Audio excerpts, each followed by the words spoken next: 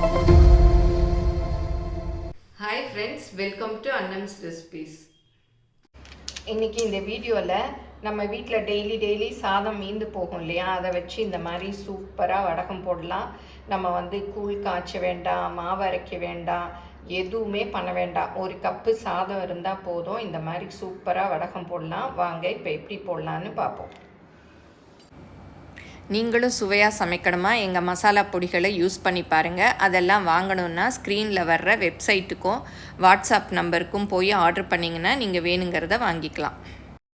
பழைய சாத வடகத்துக்கு தேவையான பொருள் பார்த்துடலாம். ரொம்ப சிம்பிள் தாங்க, ஒன்றுமே இல்லை. கூழ் காய்ச்ச வேண்டாம், ஒன்றுமே பண்ண வேண்டாம், சாதம் இருந்தால் போதும். நம்ம சாதம் வடிக்கிறச்ச சில சமயம் வந்து நிறைய மீந்துடும், அதில் இந்த மாதிரி வடகம் போடலாம், சூப்பராக இருக்கும். நான் ஏற்கனவே இந்த சாதத்தை வச்சு கிள்ளு வடகம் எல்லாம் போட்டிருக்கேன், கட்டையில் புளியறது அதெல்லாமே போட்டிருக்கேன். இன்றைக்கி வந்து கரண்டியில் ஸ்பூனில் ஊற்றுற மாதிரி செய்ய போகிறோம். இதுக்கு ஒரு கப்பு சாதம் எடுத்திருக்கேன், சில்லி ஃப்ளேக்ஸு, சீரகம், உப்பு, அவ்வளோதான். நீங்கள் வேணும்னா பச்சை மிளகா போட்டுக்கலாம், மிளகா பொடி போட்டுக்கலாம், கலராக வேணும்னா கொத்தமல்லி அரைச்சி போட்டுக்கலாம், புதினா அரைச்சி போட்டுக்கலாம், கேரட் அரைச்சி போட்டுக்கலாம், எப்படி வேணால் பண்ணலாம். இதுதான் வந்து பேசிக் வடகம். உங்களுக்கு என்னென்ன ஸ்பைசஸ் பிடிக்குமோ எது போட்டானா எது வேணால் போடலாம், போட்டு நீங்கள் செஞ்சுக்கலாம். வாங்க இப்போ எப்படி செய்யலான்னு பார்ப்போம்.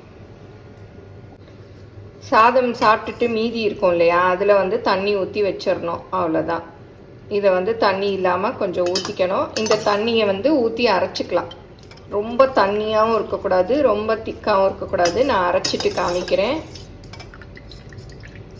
ஒரு கப் அளவுக்கு இருக்கும். இதுக்கு அளவுன்னு ஒன்றும் இல்லை, நீங்கள் அப்படியே பார்த்து அரைச்சிக்க வேண்டியதுதான். இப்போ பாருங்கள், அப்படியே தண்ணியை வடித்து எடுத்துட்டேன், சாதத்தை போட்டிருக்கேன். இதில் வந்து தேவையான அளவு உப்பு பார்த்து போட்டுக்கோங்க. கொஞ்சம் தண்ணி ஊற்றிக்கலாம், ஏன்னா கொஞ்சம் நல்லா நைஸாக அரைப்படணும். கொஞ்சமாக ஊற்றிக்கலாம், ரொம்ப ஊற்றிடாதீங்க. அப்புறம் வேணாலும் பார்த்து ஊற்றிக்கலாம். நல்லா அரைச்சாச்சு, நைஸாக இருக்குது. இந்த அளவு இருந்தாலே போதும்.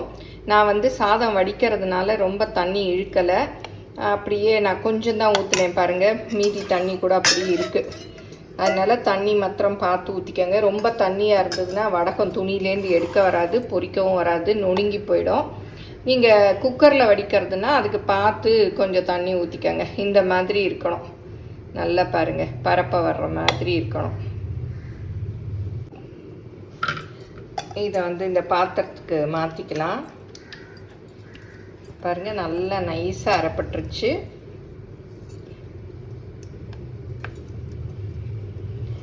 பிகினர்ஸ்க்கெல்லாம் வந்து கூழ் காய்ச்சறது, அந்த பதம் பார்த்து எடுக்கிறது அதெல்லாம் தெரியாது. அவங்க வந்து இதை ட்ரை பண்ணி பார்க்கலாம்.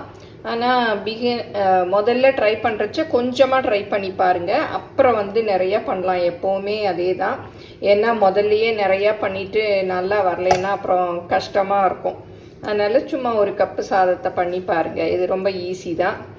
இப்போ வெயில் வேறு நல்லா அடிக்குது, ஒரு நாள்லேயே காஞ்சிரும். இதில் கொஞ்சமாக ஜீரகம், ஒரு 1/4 டீஸ்பூன் அளவுக்கு போட்டுக்கோங்க.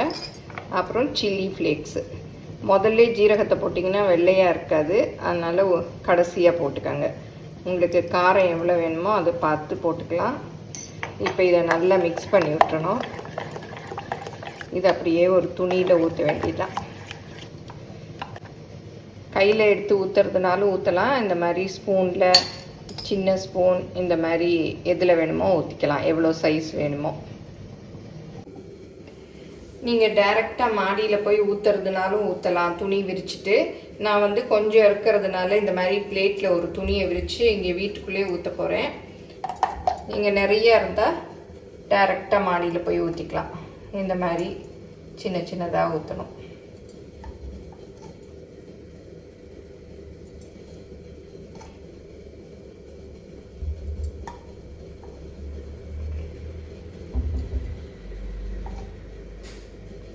இதே மாதிரி எல்லா மாவையும் ஊற்றிக்கணும். நீங்கள் பார்க்க வேண்டியது தண்ணி அளவு மாத்திரம்தான். தண்ணி ரொம்ப ஊற்றிட்டிங்கன்னா அப்புறம் வந்து துணியிலேருந்து எடுக்க வராது, அப்படி உடஞ்சிரும். அதனால் தண்ணி மாத்திரம் பார்த்து ஊற்றுங்க. ரொம்ப திக்காகவும் இருக்கக்கூடாது, ரொம்ப ஓடுற மாதிரியும் இருக்கக்கூடாது, கரெக்டாக இருக்கணும், இந்த மாதிரி இருக்கணும். இதை வந்து நல்ல வெயிலில் காய வைக்கணும். வீட்டுக்குள்ளெல்லாம் காய வச்சேன்னா ஸ்மெல் வந்துடும். அதனால் மாடியில், மொட்டை மாடியில் நல்ல வெயிலில் காய வைக்கணும்.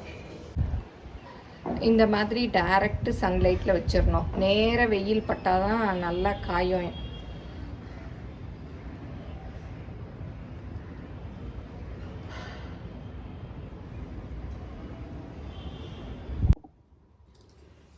ஒரு நாள்லே பாருங்கள் நல்லா சுருண்டு காஞ்சிருச்சு.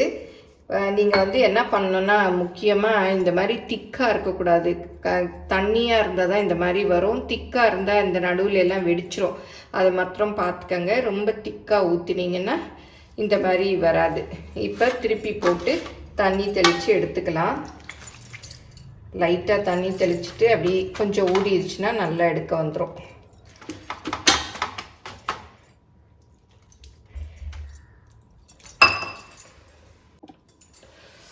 இப்போ திருப்பி போட்டு அப்படியே எடுத்து பார்க்கலாம். பாருங்கள், சூப்பராக எடுக்க வருது.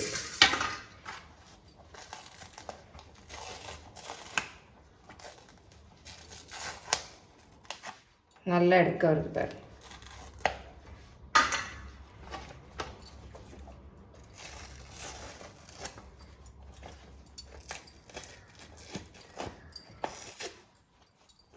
அப்படி நல்லா ஊறிடுச்சுன்னா எடுக்க வந்துடும். எவ்வளோ ஈஸியாக வடகம் போட்டோம் பாருங்கள். அப்படி மாவு அரைக்கலை, கூழு காய்ச்சலை, எதுவுமே பண்ணல. சூப்பராக வடகம் ரெடி ஆயிடுச்சு.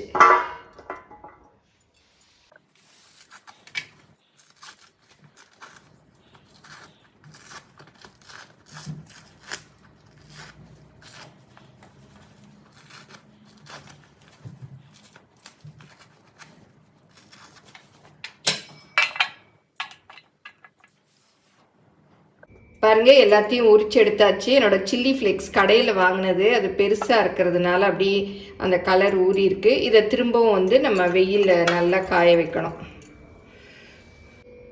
உரிச்ச வடகத்தை இந்த மாதிரி வெயிலில் திரும்பவும் காய வைக்கணும். நீங்களும் சுவையாக சமைக்கணுமா? எங்கள் மசாலா பொடிகளை யூஸ் பண்ணி பாருங்கள். அதெல்லாம் வாங்கணுன்னா ஸ்க்ரீனில் வர்ற வெப்சைட்டுக்கும் வாட்ஸ்அப் நம்பருக்கும் போய் ஆர்டர் பண்ணிங்கன்னா நீங்கள் வேணுங்கிறத வாங்கிக்கலாம். இப்போ பாருங்கள், இதெல்லாம் வெயிலில் 2 நாள் வச்சேன். நல்லா காஞ்சிருச்சு. இந்த மாதிரி சலசலன்னு சத்தம் வரணும்.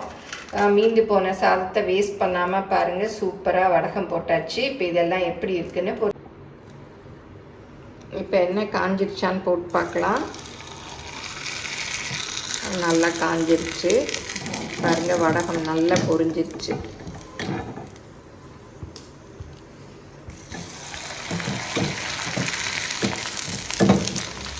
பாருங்க, சூப்பராக வடகம் பொரிஞ்சிருச்சு.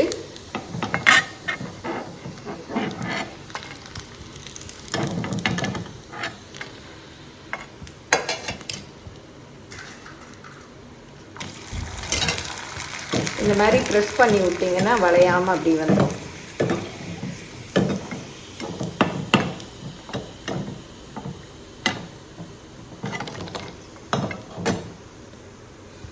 பாருங்க, சாதத்தை வச்சு கிறிஸ்பியாக சூப்பராக வடகம் ரெடி ஆயிடுச்சு.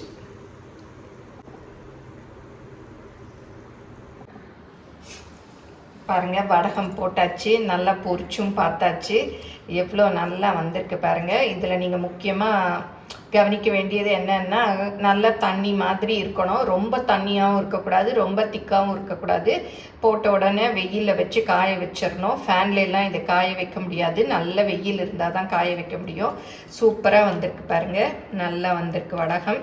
இது பொரிச்சதும் பாருங்கள் நல்லா இருக்குது. இதை ஒடிச்சு கூட காமிக்கிறேன் பாருங்கள். அவ்வளோ கிறிஸ்பியாக இருக்கும். ஒன்று சாப்பிட்டு கூட பார்த்தேன், ரொம்ப நல்லா இருந்தது. நம்ம மாவாட்டி மிஷினில் மாவரைச்சி போடுற வடகத்தை விட அவ்வளோ டேஸ்டியாக இருந்தது. எல்லோரும் செஞ்சு பாருங்கள். எப்படி வந்ததுன்னு உங்கள் கமெண்ட்ஸை சொல்லுங்கள். பிடிச்சிருந்தால் லைக் பண்ணுங்கள். எங்கள் சேனலை மறக்காமல் சப்ஸ்கிரைப் பண்ணுங்கள். ஃபேஸ்புக், இன்ஸ்டாகிராமில் அனம்ஸ் ரெசிபீஸை ஃபாலோ பண்ணுங்கள். தேங்க்யூ.